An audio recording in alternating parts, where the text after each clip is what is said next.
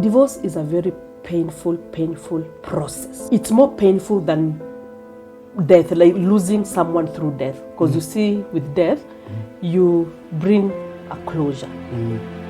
But this is like an open wound that you'll not get to do what? This is like a death that has happened, but this person is still alive. This good. Allow yourself to go through the process of healing. Try to look at the bigger picture of your painful experience. It's never in vain. There's a lesson in there. There's growth in there. Just try to look at the bigger picture and you'll see the message in your experience.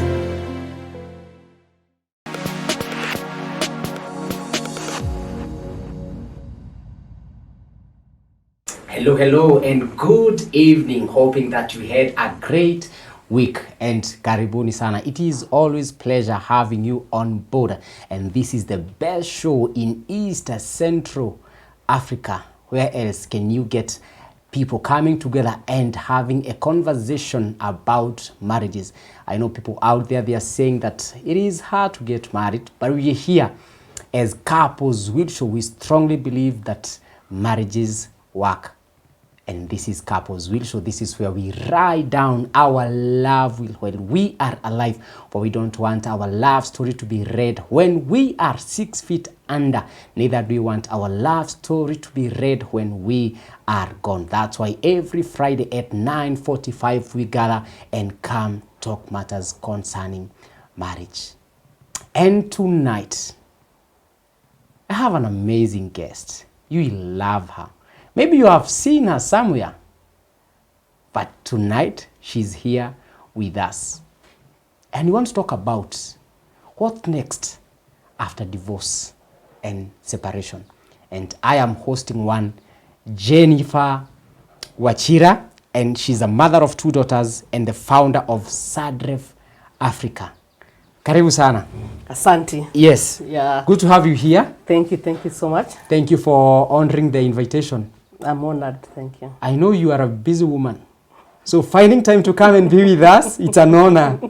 Asante sana. Yeah, I'm humbled, thank you. So you can say hi to our viewers, Okay. Introduce yourself, and maybe you can talk more about Sadref Africa. Okay. Yes. Yeah, my name that I'm known out there, Jenny Wachira. I am a mother of 2 daughters, a 20-year-old and 11 years old. And I am divorced for the last 9 years. And more to that, I am a founder of an organization called Sadref Africa. And this is an organization that trains, supports, and equips people through their healing journey through Christ-centered programs after going through the pain of separation and divorce. And this is for one objective, just helping them to get back to wholeness and self-discovery.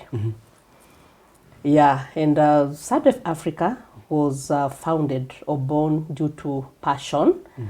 After I went through the pain of separation and divorce, I felt called to support and work with people who are going through that journey, just to make their journey a bit easier, yeah, by supporting them through the process. Okay. Yeah, so basically that's what I do. So do you meet monthly or? What we do, especially this after COVID, and sorry, even Sadref is a dream or a vision that was born during COVID. So Wow. we thank God for the online platform, because that is when now it was very clear this is the direction that we need to take. And what we do, we have several programs that we run. And one of them, we have counseling services. That through our website you get to book and reserve a slot. Then we get to book you and see you. That is one. Second, we have legal awareness sessions. This is in partnership with professional lawyers, just getting to enlighten people. Once you get yourself to court and you don't know even how to go about it or how to maneuver, just making your journey easy that direction. And the third thing that we do is group therapy, just taking people through the healing and recovery through group therapy. And also we have now like the psychosocial, you know, like the activities of bringing people together, giving them a platform. Currently we have a Facebook support group, you know, that we get to share a lot. And more so, we normally also plan for physical activities when now we get to meet physically, have motivational speakers, encouraging messages, and also fellowship, people getting to fellowship with one another. And also one thing that we are known for, it's called Brighter Days segment that comes each Friday, the last Friday of the month, that we get to invite professional speakers and survivors and just addressing real and candid and raw conversations about a particular topic. Yeah, so that happens on Facebook Live. Wow. Yeah. Thank you very much. You're doing a good job out there. I also see you work very closely with Parklands Baptist Church. Yeah. It's a good thing. Thank you. Thank you very much. Yeah. So talking about divorce and separation, at what point does one decide, sasa mimi naondoka? Now, first it starts with separation before even you think of divorce, because now the thing that temporal moment that you need to step out. But even before it gets to physical, we have the emotional, you left long time ago before even you get to physically living. And we have so many people who left, but they're still there. You know, I call that separation within marriage. You're already separated, yes, but you're sharing house. Everything, yes, you're there, but yes, you left long time ago. Yeah, and that is one stage, the one step of living, you know, because now emotionally you are not there, and maybe you're at a point, maybe trying to see how it's gonna work, maybe giving it a chance to see maybe if you're gonna salvage something from there. And then maybe when you go through now that season of emotional separation, and maybe you get to a point of not being able to fix it, now it comes to separation. And that now is the moment that when you find the environment is toxic, because we get to a point where for sure it's not healthy for you to be in that place. However much you want to be there, you want to be there for your kids, but you feel it's not healthy for yourself. Maybe even the point of just no communication, so you don't even know what the other person is thinking or doing. So you find that it's really toxic even to be there. And so at that moment, it's very advisable at least to take a break. We call it initially to take a break, because you need to be out so that you can at least sober up and try thinking of the whole thing. Because once you are intoxicated, it's very difficult again to try and think of anything positive.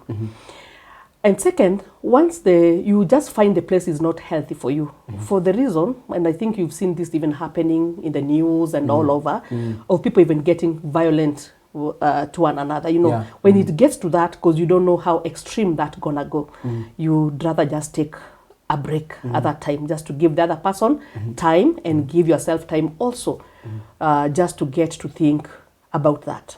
So as you talk about this separation within marriage, you're still together. So for how long can one do that?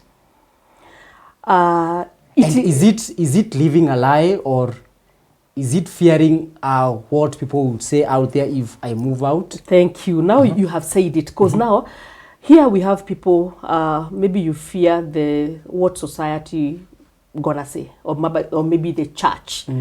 You're married in church, people saw all you know, how the beautiful wedding that you had.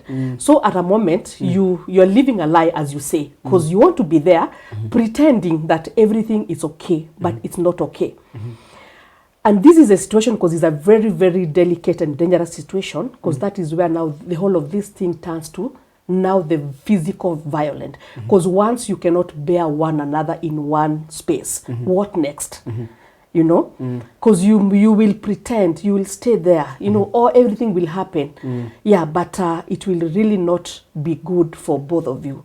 So that's why I'm saying it's not good. It reaches a point that you just have to make a decision. It's about my own life. It's about me and, you know, my family, my children. So I do not care what people or the church will say. Let me just, you know, take a step backward just to view this from a different point. Yeah. But should the one, before he or she makes this decision, maybe involve a third party? Yeah, and mostly that's what happens, because I think very few, or rather none, you just wake up and just make a decision that I'm going, you know. You will attempt to salvage the marriage. And one of the things you'll do, maybe you'll try to talk to your church elders or your pastors, you know. You'll try counseling, you get me? You'll try your parents and elders in the village just to come and help you have this discussion. But you get to a point that most of the people do this, but you get to a point nothing seems to work. So at that point is when you get now to making a decision, I cannot continue with this life anymore. Yeah. Wow. So after now the divorce has happened, how do one recover? How do I recover from divorce? Yes. That's a good question, really. Divorce is a very painful process. Painful process, by the way. Even what we normally say, it's more painful than death, like losing someone through death. Because you see, with death, you bring a closure. But this is like an open wound that you'll not get to do what? To close. This is somebody you get to see or hear about. This is like a death that has happened, but this person is still alive. This good. A death has happened, but the person is still alive. So you have everything to remind you, you know, of their presence, of what they did and all that and all that. So normally it takes longer even to recover from divorce, even compared to death. Yeah, because now getting to that point of bringing all this to closure, you know, it's next to impossible. You have children involved. Yes. Maybe you are co-parenting, you know, and you have that one child, when you look at them, they remind you of the person. They look like the person. They eat like the person. So it constantly reminds you about the person. So bringing this thing to closure is a bit difficult. So normally what I say, healing is very intentional. So when you get to this point, I know at the beginning it will be very difficult when the pain is very fresh, as you try to navigate and understand why this has happened. So you'll get to a place even numbing your pain by getting even into bad behaviors, maybe drinking or just jumping into other relationships, because now you're looking for something to validate or affirm you. So initially you might get into a lot of doing a lot of mistakes here and there. And that's why we normally advise, once you get yourself to that position, you'd rather get somebody who is sober to help you walk through that journey. Because by yourself, you might not really be in a emotionally stable to do that by yourself. And how now to get into healing from this? One thing, you need to move away from maybe things that will constantly remind you about the breakup. And one of the things, maybe even changing houses, because you can't tell me you get to this house, you see this seat, you remember that's where he sat, this is where he did or she did, and all that. So for you to be in a position even to heal and to go forth better, you'd better change the environment. What if maybe you had settled, you had built a house, so you leave it? No, there's another way you can do it. And normally, okay, there are people who go to the extreme even of just, you rent out the house and go get, if it went to extreme of just hurting you most, you'd rather for your peace, you'd rather take that until that time that you are emotionally stable to reason well, maybe you can reconsider later. But initially you can do that for the sake of your peace. But even most of the things you can do is to change some things here and there, you know, the things that can remind you about all that, you know. And second, even to get into a good place of healing is to be intentional about working on yourself. Because you see, divorce takes you through damage inside. You get damage inside. So there are things that you need to do to help you heal. And one of the things is seek counseling so that you can go through that process. They can help you process, you know, the event or whatever happened, pole in a good way, so that as you get to accept that these things happened and all that, yeah. And second, even this should have been the first one, you need to get to a place of acceptance, by the way. Yeah, because that's you where accept it has happened. Many people get stuck at that point. You don't want to believe that he left. You don't want to believe that she left. You know, you'll keep on associating yourself with him or her.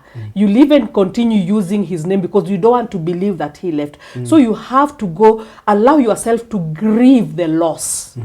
Go through the process because of it is a loss. It's a loss. So allow yourself to go through the process of grieving. Then don't lock yourself up, because many people, they try to act or pretend that I am strong. You know, it's okay, I can make it.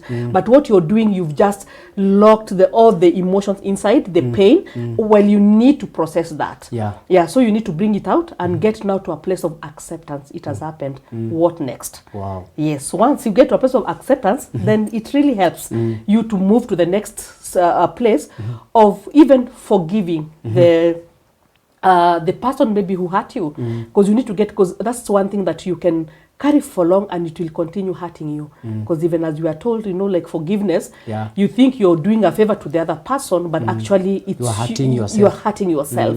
So you need to get to that position of just leaving it to God. Tell God, just help me to extend that grace and forgive him, so that I may be able to do what? To move on. So forgiveness is very key. Forgiveness is key, and that is where many people struggle, because I've dealt with a lot of hundreds of people, and people get stuck at forgiveness. That's a place where people even cry that I do not want, because you think by forgiving is like you're saying he did not do whatever, you know. You think like you're getting him off the hook, you know. He did not commit or do the kind of thing that he did to you. It's like you are accepting you are the one who had the problem. Yeah, it's like you are owning up to the mistakes that happened. So it's a place that people really struggle to live.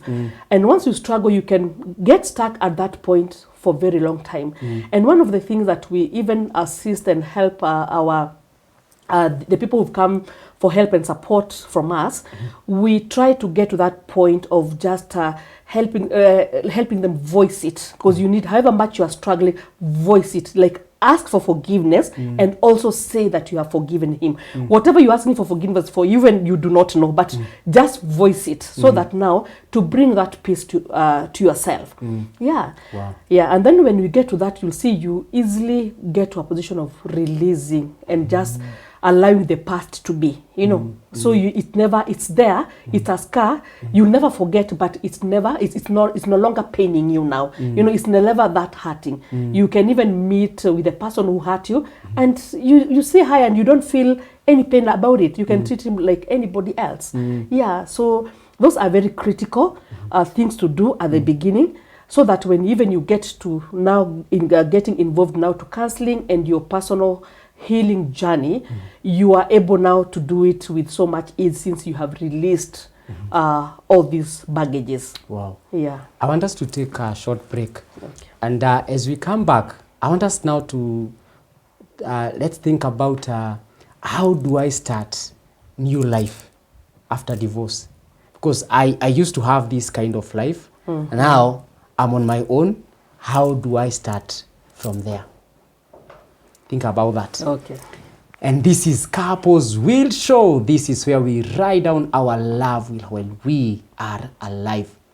The best show in Africa. I tell you, we gather here, talk about the issues concerning families and marriages. And tonight we are talking about what's next after divorce or separation. And one of the things I'm getting from Jenny is that you must forgive. If you want to move on, you must forgive. There is no way you'll be able to move on. There's no way you'll be able to step forward without forgiving that person. You and forgiving, we are not saying that you own up the mistake he did, the mistake she did. No, but you're saying you need to voice out and say, I know she's the one who did wrong, he's the one who did wrong, but I forgive him, I forgive her, and through that you'll be able to move on. So karibuni sana. If you have just joined us, karibu sana, and we would also love to know where you are watching us from. Let's continue listening to this story. Now, kumeenda hivyo. How do I start this new life? Well, that's where now the rubber meets the road, yeah? Because there's a certain kind of life that you are used to, and now you need to change from that kind of life. So one of the things, you must be having a mentality of readjustment. That will be the first step, because there are few things that you need to readjust in your life. Because you have to view it this way, like now maybe you had 2 streams of finances, and now it will be 1. Yeah. You know, maybe you lived in this kind of house that you need to downgrade to what you are comfortable with and that you can afford, so that you don't get to strain. So there's a lot that you need to adjust in your life. Maybe even changing children's school, you know, because you need to be in a place that you are comfortable. Again, it doesn't get you into debts or being in picking up another challenge while you are still dealing with the divorce thing. Yeah, so it's just readjusting several things in your life. Changing houses, changing schools, and something else, you need to really change also your perspective, how you view things, because now you need to move from one level, from one point to another. So there are different things that you need to even change your perspective and just be positive about everything, you know. Try to be positive so that it can make it work. Like now it did not work, but here I have a life. Here I have to carry it on. I have children, you know. Yeah, so those are several things that you need to do. And something that I normally also see and say, Willie, as you're planning to start all over again, because mostly people, you carry the other person who has left with you. So like you make all the plans with him in mind. So try to separate that and just deal with you as you, you know, so that you are not dragging the other person while you are not able to control what they are able to do. So get into a position that you are comfortable doing what you do by yourself. And that, I think it will be easy to have a starting point. Now, talking about now starting this new life, of course, there are children who are involved in this whole thing. So what happens with the children, and maybe you have decided as the woman you'll go with the kids, and now the kids, they are saying, I want to go and see my daddy, or I want to go and stay with my daddy. Yeah, because this is where we say again, the people who get to suffer most for the mistakes they did not do are the children. Because you see, you cannot tell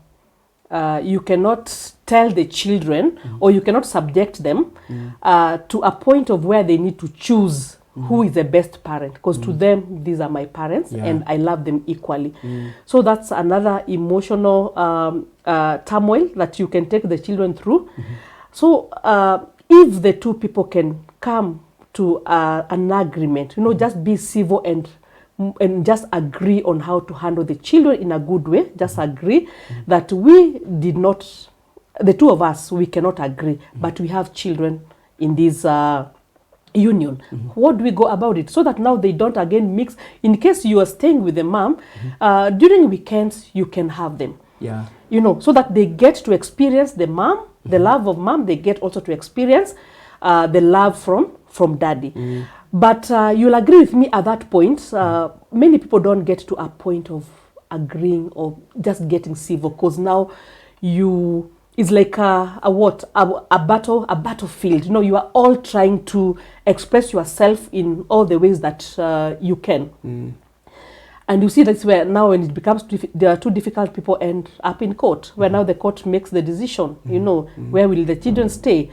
When will the other person access them or pick them? You know, how will they be provided for? Yeah, so when it gets now to extreme where we cannot agree, you can take it to court and then they help you do that. Or rather, even nowadays we have the thing of mediation, which is a good thing, where a mediator comes in between and help you to resolve that, other than subjecting again the children to the court process. Wow. Yeah. Are there do's and don'ts after divorce? Yeah, let me tell you, kwanza the don'ts. The first thing, and this is where many people make mistakes, and we normally say, after divorce, don't jump into a new relationship. Number one. Don't jump into a new relationship. Yeah, allow yourself to go through the process of healing. Allow yourself to get back to emotional stability, and also just being sober, even how you're reasoning. Because many mistakes at that point, you are not able to make any good sober decision and judgment, so you can easily get yourself into another big mistake that you will not be able to easily get you out of it. So we say that time when you are out, take time just to work on yourself, because there's a lot that has been destroyed inside you. You need to help yourself just get into a good place. You can also work on improving on yourself, many areas of yourself. And even is a time to reflect what happened. Because we say it takes two to tango. So there's also your contribution in that failure. Take this opportunity to reflect. What did I do? You get me? What did I do? So that it will help you now, this time, to work on yourself, where you can improve yourself, so that in case you get to another relationship, or you go back, or just as a single person, you are able to live healthy, knowing what to avoid and what you can do best. Yeah, so that is one thing that people do. But we normally say is at a point that there's something you've lost, you're looking for validation, you're looking, so anybody who gives you a shoulder, they are good enough. You know, before you realize it, again, it's not the best thing that you did. Yeah. The do's? For the do's, before even I get there, there's another don't again. At that time, don't try to make any critical decision. Like you see now, you get to that, you want to start selling off the things you have. Try to give yourself time to stabilize, even emotionally, because once you get to making critical decision, you might end up doing things that you will regret later. Yeah, maybe when a point is like you want to start selling off your properties so that you settle this and this. Just take selling them time at a loss. Yes. Yeah, because you are not even in a position to think straight. Yeah. You know. Yeah. So don't make any critical decision at that point. You know. And then what we say, even after divorce, you are still okay. Like the do's that you can do during that time. Yeah, there are things that you needed to do as a person. You can take that opportunity, because we say, okay, it's a bad thing, but try to get something positive out of the pain that has happened. So what can I do during this time? And that's why you say, if there's something you needed to improve on yourself, to go to school, do it. If it's a career you needed to, you know, or a job interview or something, just try to say, this is my time that I need to work on myself, so that I become a better person. Because it narrows down to me, because I am the only person who can make a decision about myself. So it goes down to me, so that now by that time you are preparing yourself to be that now whole person. And then something else during this time, you can concentrate on healthy habits as well. Yeah, you know, like the healthy habits, just make sure to do good things to yourself, exercise, eat well, so that you remain again focused. You don't lose yourself. You've lost your marriage, so that again you don't get to lose yourself. Yes. And also another thing I say, that don't try to, I talked of the battlefield. Don't create a battlefield for your ex-spouse. You know, try to get to that point you almost look like you are not getting what is going on. Because the last thing you'd want to have their arguments, quarrels, getting to the conflicts and all that, yeah? So don't create that environment. If you know them, whatever time they try to raise it, kindly just calm down. Because you also need to heal. So don't create a battlefield for them. And also, like the issue of revenging or doing ill, do not. Just leave revenge to God. You just be there, let God fight for you.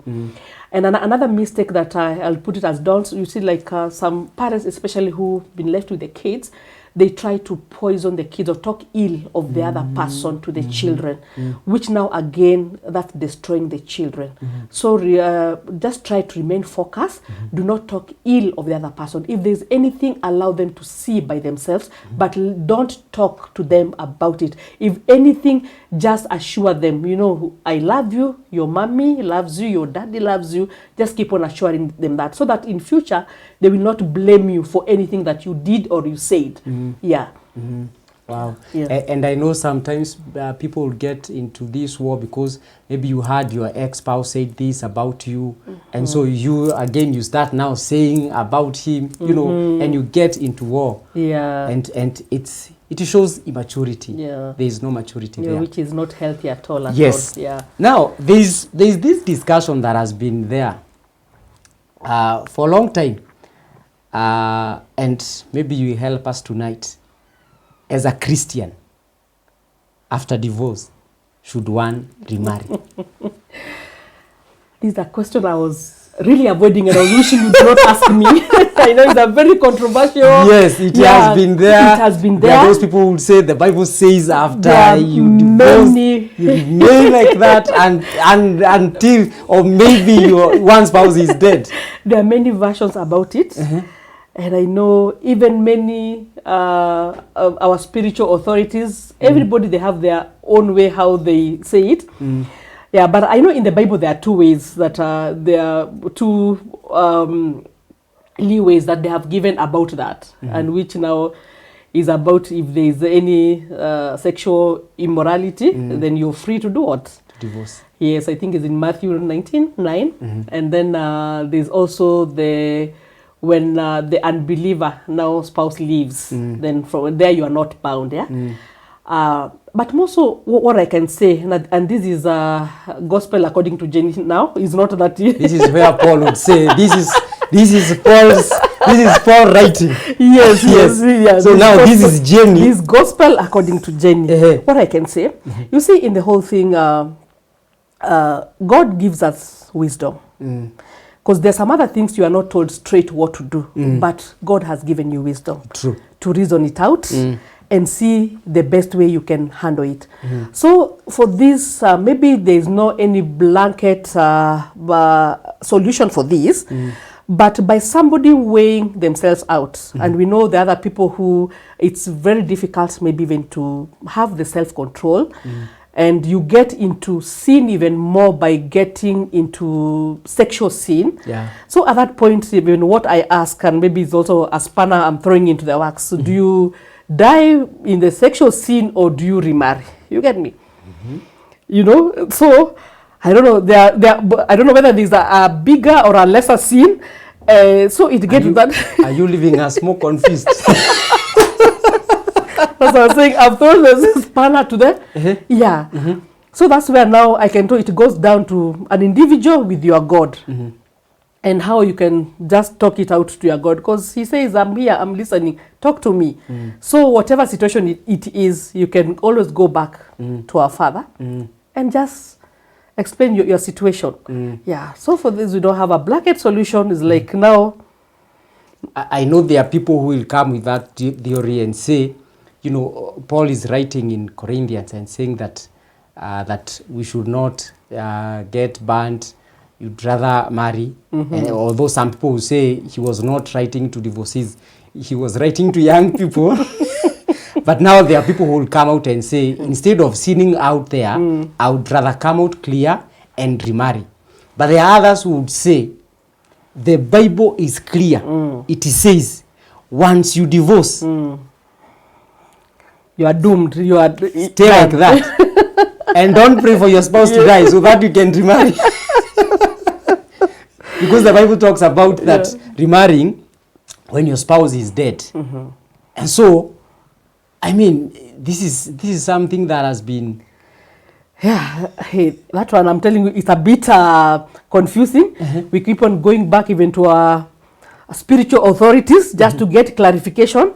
Yeah, so we pray it's like God just to extend his grace to us. That's all we can say. Because it's not a really good position to be at, especially as a divorced person. Because you see now, this one, you're not talking as a younger person. These are divorced people. You have experienced the other life. You have tasted the fruit. Yes. You get me? Yes. Yeah. And now you're here. You're here now. Alone. Yeah, you're here July. alone. It's July with the cold. You get me? Yes. Yeah, so it becomes a bit difficult. This is where you say, now God, you have to come. You know, usitumane, you have to come. Jilete hii mambo ya kutuma kina Mikaeli wachana nayo. Jilete mwenyewe. Mwenyewe ndio tunahitaji sasa hapa. Yeah, yeah. Yeah, so yeah, that's what I would say.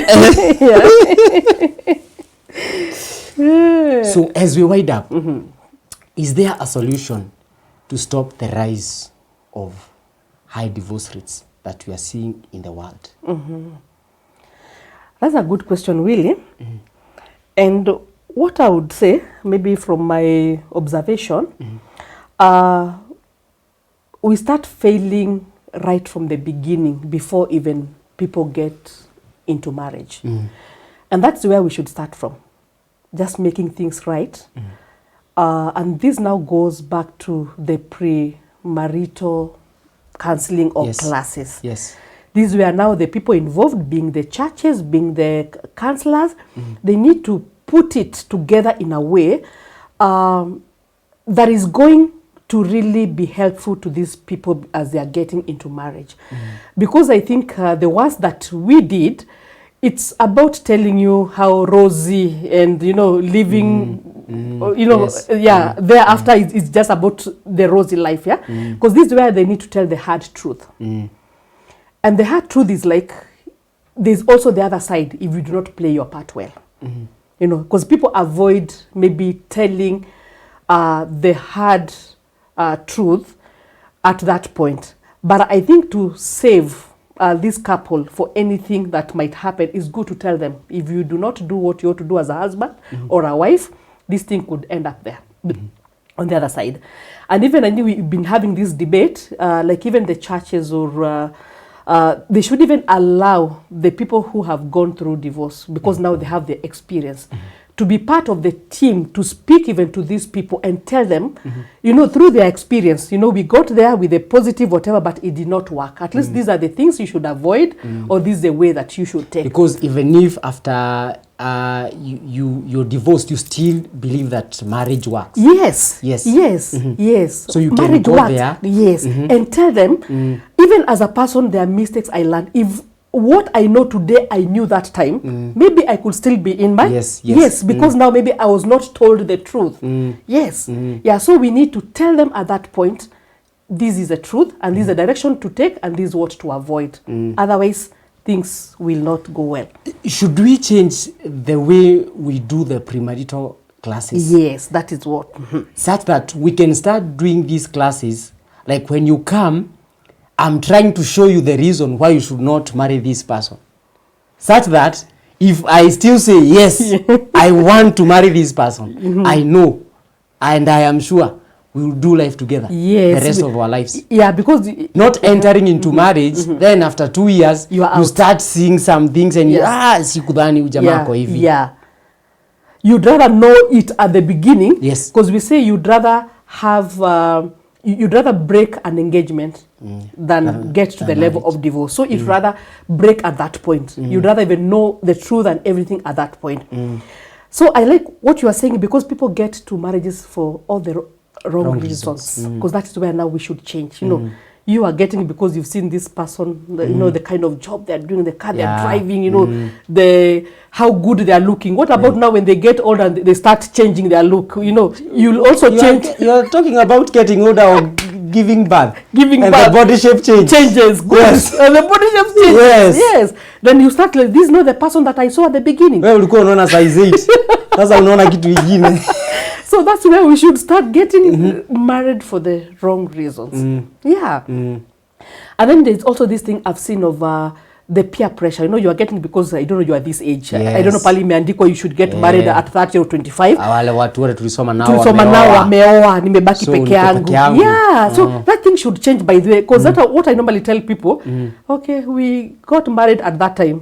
Where are we now? I wish we waited to 40 until we were 40. You do things right that will last. You know. True. Yeah, because hii kitu ya peer pressure, I don't know time, I don't know age, I don't know other people are doing this. Let it be, get there with the right reasons why you're getting into marriage. And another thing I was just thinking as you were talking is about now this is where the society and the churches should have more of marriage enrichment sessions. Yeah. Because once now people get married, you should look for a way of a continuity of just continue to enrich them in their marriage, making their marriage better, rekindling their love, you know, even how to deal with conflicts and all that. You continue just enlightening them in this so that it can make marriages work. But at times I've seen churches trying to do that, but you find again people are too busy out there. They won't go for these meetings. And you see why now it fails, now they come back crying to the church. Yes, yes. That is why now it should be like mandatory, like there's a session like in church, if you are a couple or whatever, there's a forum for you here that you should attend. Yeah. Because what I say, Willie, I think a time has come for us to look of how to salvage marriages, because they are really suffering, by the way. They are really, the marriages are suffering. True. They have to really have to be aware of just salvaging the whole of this thing. And definitely having God first, you're just committing, because that's where now many people, when you start and you've fallen in love, you forget about God. Yeah. You know, you remove him from your mix, and once ukimtoa now, that has become a shaky foundation from the beginning. You get me? So I think just starting with God first in everything, because even most of the people who talk in Ilifika, you removed God from there at the beginning. That's why you get to a point, where did you leave God in all this? You know? Yeah, so I think we should also be very intentional just to start off with God. True. Yeah, just to lay the right and firm foundation in this. He's the author of marriages. Yes, he's the author of marriages. And so there's no way you can make it without the author, the one who started it. Yes. Wow. Yeah. What a beautiful time that we have had. I'm told that our time is up. Time to fly when you're having good time. Yeah. So thank you very much for coming. Yeah. Kindly you can give us your final remarks. Okay. My final remark, what I would say, you need to work on yourself to repair the damages. No one else out there, no one. It has to be you, to be intentional, to work on yourself, to repair the damages after divorce or separation. And in 4 aspects: physical, that is one, and that is by eating well, exercise. Second, mental, by changing your mentality and the perspective. I know there are negative beliefs that were put in you that you need now to do what? To change this and have a positive belief and perspective about yourself. And that is about emotional. As I said, you need to allow yourself to grieve and process over the loss. And that is about spirituality. And this is where try to look at the bigger picture of your painful experience. It's never in vain.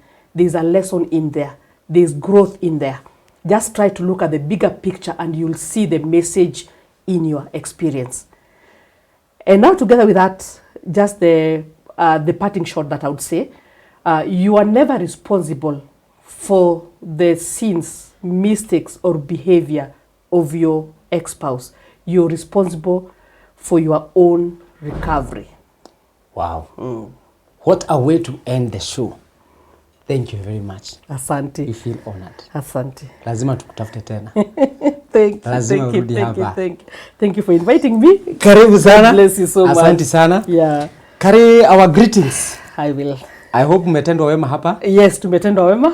Tumeshukuru sana. Asante sana. Yeah. Yes, and that marks to the end of our tonight show. This is Couples Wheel Show, and this is where we write down our love wheel while we are alive, for we don't want our love story to be read when we are 6 feet under.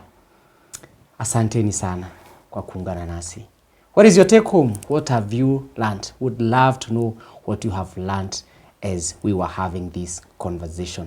And if you have not subscribed to our YouTube channel, please do so. Enda pale, tafuta Wema TV, and make sure that you subscribe, because if you haven't, you are missing big time.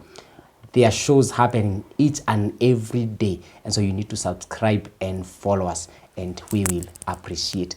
My name is Willie Kinyash, the undisputed, and for now, it is a good night. God bless you, and God bless your marriage. This is Wema TV. We are the voice of hope. Asante.